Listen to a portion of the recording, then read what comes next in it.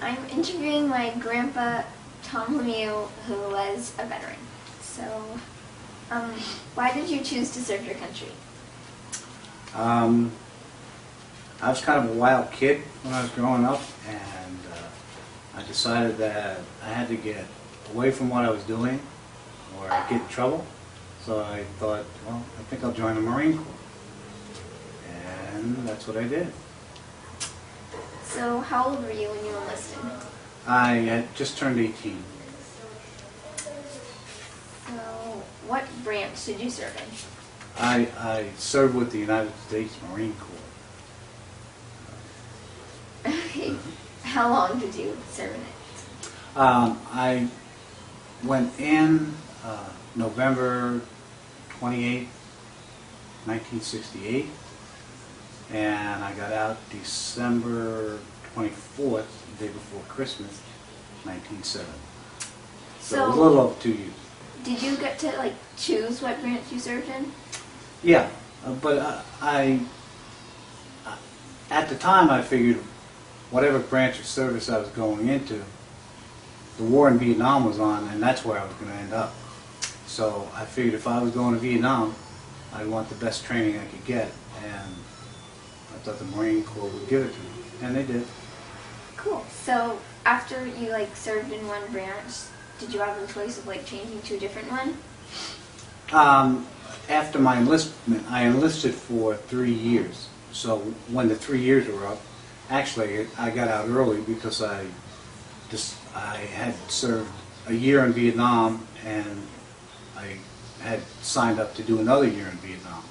And they said that they would let me out whatever time I had left if I went back to Vietnam. So I did that, and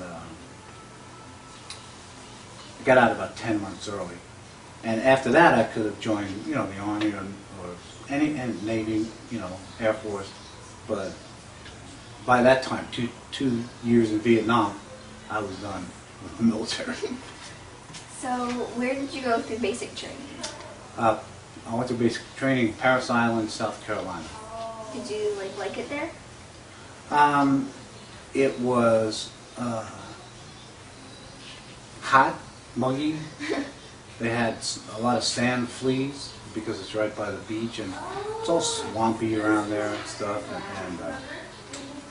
No, plus it was boot camp, and it was just tough.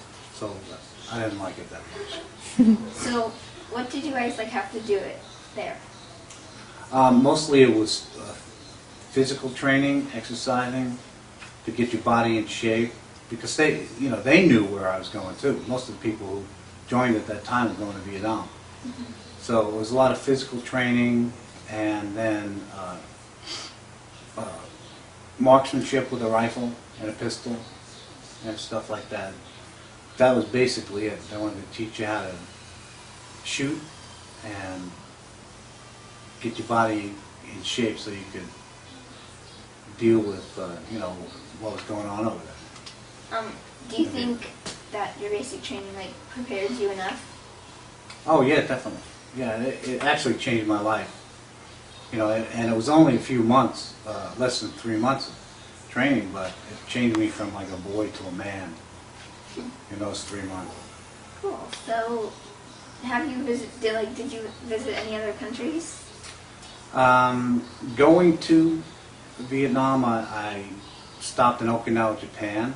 I got to see Okinawa, Japan.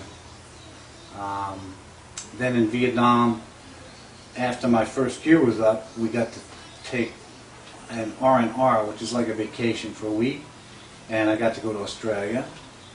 And then when I went back to Vietnam the second time, I got another vacation. I got to go to Bangkok, Thailand, which I liked. And then I got another vacation towards the end of my second year there, and I went to Australia again. And Guam. I was at Guam also. So, what was your favorite place that you visited? Australia. I love it. Why? It was like New York City almost. Sydney, Australia. That's where I went. but it was so clean that you could really almost eat off the sidewalk. Have a picnic right there on the sidewalk. It was just clean and big and beautiful, and people were really friendly. And Wow. So, how many vacations? Like, did you guys? I had 3 R&Rs, they call them, rest and recuperation, they call them. So, during the war, what were your duties and responsibilities? The first year I was there, I was basically an infantryman. We call them grunts, and I was a machine gunner with an infantry company.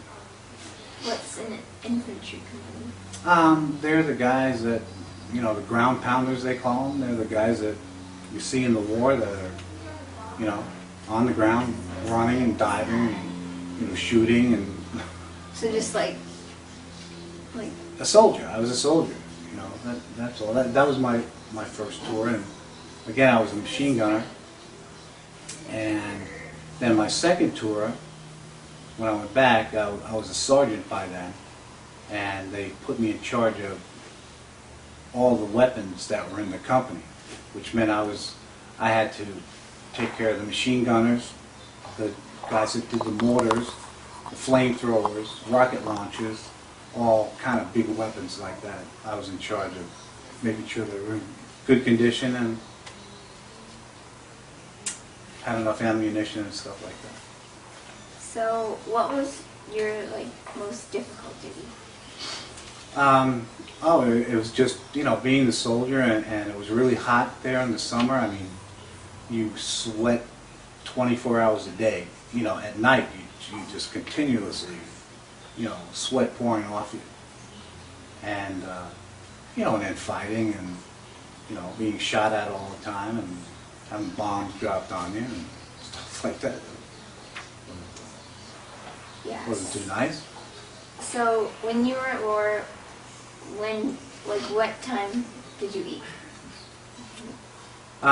We ate whenever we could, and we ate what they call sea rations, which are a box in a meal in a box that consisted of basically canned meat and fruit and little packets with like cigarettes and tissues and toilet paper and matches and stuff like that. But we ate whenever we could, really. I mean, it wasn't, you know, we were in the jungle all the time. So Were you able to eat every day? most of the time, sometimes. I know we went for 5 days once with no food because it was monsoon, it was raining all the time, and helicopters couldn't fly out to bring us food. So, yeah, you know, you ate when you could.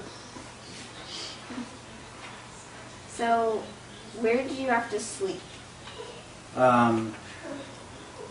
Well, again, being a soldier, what we do is we go from place to place, from one place to another place, and everywhere we stopped, we would have to dig in, which meant we'd form like a circle and dig foxholes about up to here, up to your chest, to stand in, to fight from, because, you know, if we were attacked, we had to have cover to protect ourselves. So you were attacked while you were sleeping sometimes? Oh yeah, yeah.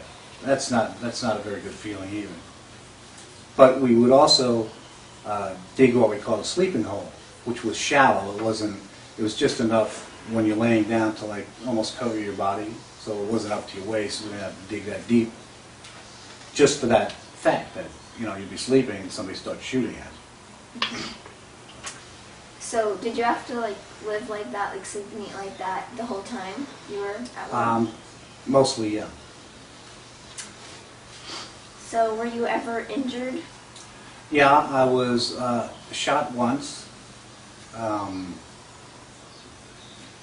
We were just, you know, going through the valley, the jungle, like the picture I gave you. That's almost exactly what it was like. And that's my machine gun in the picture. And we were just walking through the valley, and a sniper shot me in the back. They medevaced me out of there, put me on a hospital ship. was just this huge hospital in a ship called the USS Sanctuary, and they took me from on the ship to Guam. That's when I went to Guam, and I stayed in the hospital there for about a week, and then they sent me back to Vietnam, and I was there another week in the hospital there, I think, and I wanted to go back to my unit, so they sent me back there. And then about 4 months later, I was wounded by shrapnel from mortars, and if you look at the picture I gave you, again, you can see craters that are left by, mortar rounds. It wasn't then that I got wounded, but I was wounded a second time by mortars, and I got shrapnel, which is metal pieces that fly out when a mortar explodes. And I got them in my legs and stuff. So, how did they fix that? In your legs? That time I never really left the jungle. They just pulled out the shrapnel and packed it and treated the wounds there. So, did you get any recognition or awards for? Well, I got 2 Purple Hearts for being wounded twice, and then I got actually my whole unit got Vietnamese Cross of Gallantry, which is like a medal for courage in the face of danger and stuff that was given to us by the Vietnamese people, government, and then combat action, and a few other medals and awards that I didn't get individually, but mostly our company got. Wow. So, what was your last rank when you left? I was a sergeant. Was that higher up or? No, it was kind of like it was a good rank, to make sergeant, and I think they gave it to me because they wanted me to stay in. But after 2 years in war, I'd had enough. So, did you have to work hard to get to be a sergeant? No, actually, well, yeah, there are certain things you had to achieve, and but me going back to Vietnam for another year had a lot to do with the promotion. So, were you glad to be out of there? Most definitely, yeah. Well, Yeah. thank you for serving our country. Well, thank you.